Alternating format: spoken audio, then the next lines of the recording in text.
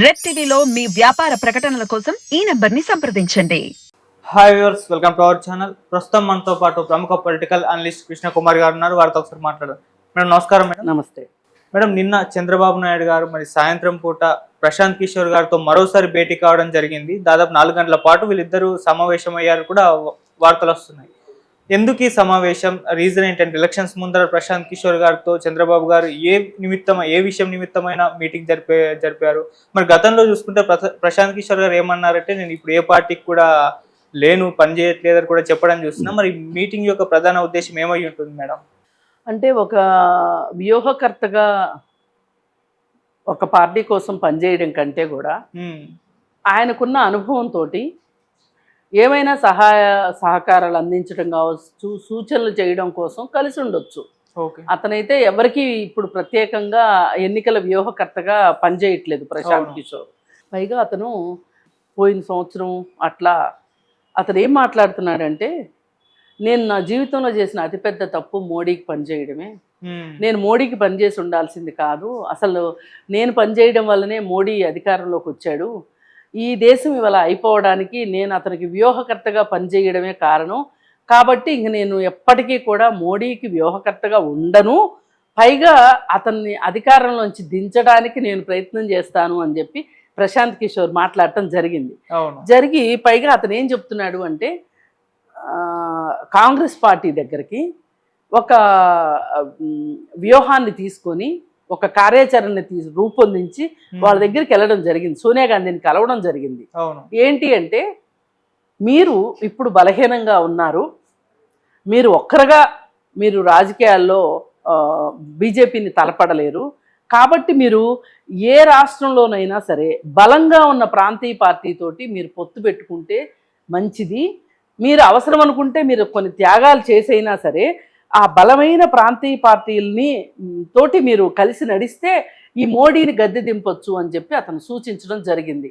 అంటే ఒక్కొక్క రాష్ట్రం గురించి అతని పరిశీలన, అతని సర్వే చేసిన వివరాలు అన్నీ అప్పచెప్పి ఇవ్వటం జరిగింది. మరీ ముఖ్యంగా దక్షిణాదిలో బీజేపీ పార్టీకి అసలు ఏమాత్రం అవకాశమే లేదు.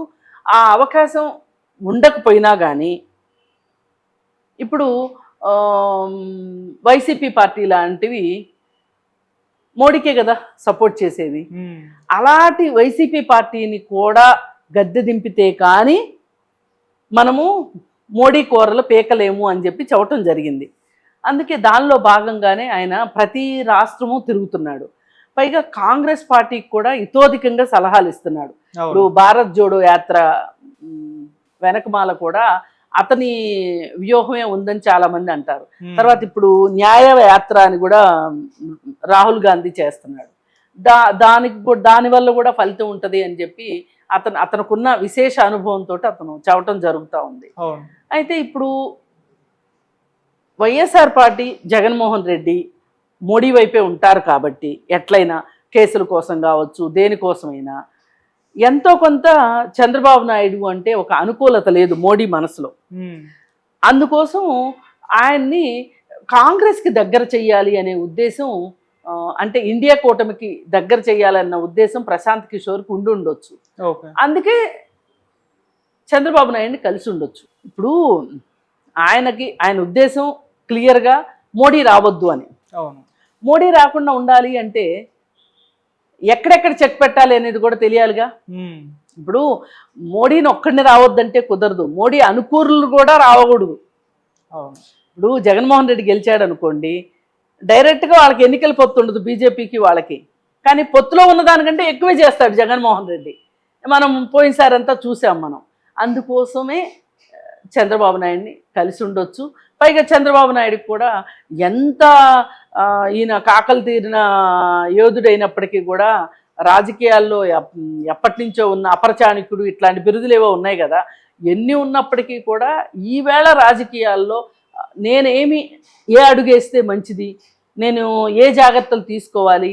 ఇప్పుడు జనసేన పార్టీతోటి 24 సీట్లకి ఒప్పందం కుదుర్చుకున్నారు. చాలా మంది అన్నది ఏంటంటే, అసలు వాళ్ళకి 24 కూడా ఇవ్వడం చాలా ఎక్కువ, ఎందుకంటే జనసేన అంత పెద్ద పార్టీ కాదు అని చెప్పారు. అయినప్పటికీ చంద్రబాబు నాయుడు తన వ్యూహంతో తను ఇప్పుడు ఆయన అంతిమ లక్ష్యం జగన్మోహన్ రెడ్డి మీద గెలవటం. మన దగ్గర మనం సీట్లు తక్కువ పోటీ చేసాం, ఎక్కువ పోటీ చేసాం అనేది కాదు. అవును. అందుకని చెప్పి జనసేన పార్టీ విషయంలో 24 సీట్లు కూడా ఇవ్వకోకుండా తను పేచి పెట్టుకుంటే అతను విడిగా పోటీ చేశాడు అనుకోండి, అసలుకే మోసం జరుగుతుంది కదా, అసలుకే ఎసరు వస్తుంది కదా. అందుకని అంటే ఇప్పుడు ఒక క్రిటికల్ సిచ్యువేషన్లో ఇలానే ఆలోచించాలి. తెలివైన వాళ్ళు ఇలానే ఆలోచిస్తారు, అంతేగాని కంటికి కన్ను పంటికి పన్ను అన్నట్టు మాట్లాడితే అవ్వదు రాజకీయాల్లో. ఇప్పుడు మనం కొంతమందిని చూస్తున్నాం కదా, ముద్రగడ పద్మనాభం, హరిరామ జోగయ్య వీళ్ళని చూస్తున్నాం కదా. పోనీ మరి వాళ్ళిద్దరు ఏమన్నా ఎక్కువ సీట్లు ఇస్తే గెలిపిస్తారా? ఆ గ్యారంటీ ఇస్తారా? మరి ఎన్నికలంటే ఊరికనే ఉన్నాయా? డబ్బు ఖర్చు పెట్టాలి. పవన్ కళ్యాణ్ కూడా అన్నాడు కదా, ఓట్లు కొనందే పని జరగదు అని చెప్పి. మరి ఇట్లాంటి పరిస్థితుల్లో ఏ విధమైన వ్యూహాలు, ఏ విధమైన ఎత్తుగడలు అవలంబించాలి అనే దానికి అతను కలిసి ఉండొచ్చు. అదేమి తప్పేమి కాదు. ఇవాళ ఈ దేశం మొత్తం ఎదుర్కొంటున్న సమస్యలకి ఒక రకంగా ప్రశాంత్ కిషోరే కారణమైనప్పటికీ కూడా ఇప్పుడు అతను తన తప్పు తెలుసుకున్నాడు కాబట్టి దాని ప్రకారం అతను ఇప్పుడు మారిన మనిషిని ఎవరూ తప్పు పట్టకూడదు. నువ్వు అప్పుడు అలా ఇప్పుడు ఇలా అని మాట్లాడితే కుదరదు. ఇప్పుడు ఎలా ఉన్నాడు అతను అనేది చూసుకోవాలి. పైగా ప్రశాంత్ కిషోర్ వ్యూహాలు అంటే ప్రతి ఒక్కళ్ళు భయపడతారు. అతను కోడికత్తి డ్రామా, లేకపోతే బాబాయ్ హత్య, ఆ హత్య జరిగిన తర్వాత ఎలా మాట్లాడాలి మొత్తం స్క్రీన్ ప్లే ఇచ్చింది కూడా అతనే. అంటే బహుశా ఒక డాక్టర్ లాగా ఏ జబ్బుతో వచ్చిన పేషెంట్కి ఆ పేషెంటు మానసిక స్థితిని బట్టి కూడా వైద్యం చేస్తారు డాక్టర్లు. అవును. అలాగే జగన్మోహన్ రెడ్డి మనస్తత్వానికి తగ్గ సలహాలు అప్పుడు ఇచ్చుండొచ్చు. చంద్రబాబు నాయుడు మనస్తత్వానికి తగ్గట్లు చంద్రబాబు నాయుడుకి ఇచ్చే సలహాలు చంద్రబాబు నాయుడుకి ఇవ్వచ్చు. అంటే అందరికీ పిడుక్కి బియ్యానికి ఒకే మంత్రం వేస్తాడని మనం అయితే అనుకోక్కర్లేదు. అందుకని ఏమో అతని వ్యూహం కూడా పనిచేస్తుందేమో చూడాలి. ఓకే మేడం, మామూలుగా ప్రశాంత్ కిషోర్ చూసుకుంటే గెలిచే పార్టీ వైపునే తను ఉంటారు అని చెప్పేసి మనం ఎప్పటి నుంచో వింటున్నాం. అంటే మరి ఈసారి కూడా టీడీపీ జనసేన వేవ్ ఉంది, ఖచ్చితంగా ఈ పార్టీలే గెలుస్తాయి కాబట్టి కొంచెం నా సలహాలు కూడా అవసరమవుతాయని ఇస్తున్నారు అనుకోవచ్చు. అదే తన సలహాలు. ఇప్పుడు ఎవరు ఎంత పని చేసినా ఉడత సాయం ఉడతదే. అవును. ఏ సాయానికి ఆ సాయం అవసరమే, అదేమీ తప్పుపట్టే విషయం కాదు. ఇవాళ ఆంధ్రప్రదేశ్లో తెలుగుదేశము జనసేన పొత్తు కుదిరిన తర్వాత వీళ్ళిద్దరూ కలిసి పోటీ చేస్తారు అన్న తర్వాత ప్రభుత్వ వ్యతిరేక ఓటు చేయలేదు కదా. అవును. ప్రభుత్వ వ్యతిరేక ఓటు చేయలేదు అన్నప్పుడు అధికార పక్షం కన్నా ఈ పక్షమే బలమైంది అవుతుంది కదా. అలాంటప్పుడు దీనికి సెంటిమెంట్లతోటి వేణుస్వామి జ్యోతిష్యాలతోటి అవసరం లేదు. చాలా మామూలుగా సునాయాసంగా ఒక ప్రణాళిక ప్రకారం పనిచేసుకుంటూ వెళ్తే గనక ఖచ్చితంగా ఈ కూటమి ఖచ్చితంగా విజయం సాధిస్తుంది.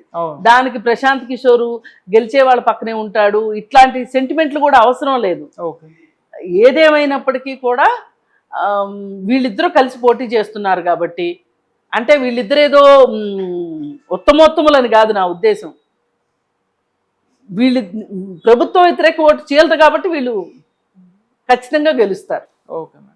ఏదేమైనా జగన్మోహన్ రెడ్డి కంటే కూడా వీళ్ళ క్యాండిడేట్లు మంచి క్యాండిడేట్లనే అనిపిస్తుంది. ఎక్కడో ఒక చోట క్యాండిడేట్ల సెలక్షన్లో పొరపాట్లు జరగకుండా ఉండవు. జరిగినప్పటికీ కూడా మనం మెజారిటీ ఫాలో అవ్వాలి తప్పితే మైనర్గా అక్కడక్కడ ప్రాబ్లమ్స్ ఉంటాయి కాబట్టి మొత్తం అందరికీ అదే మనం ఆపాదించలేము.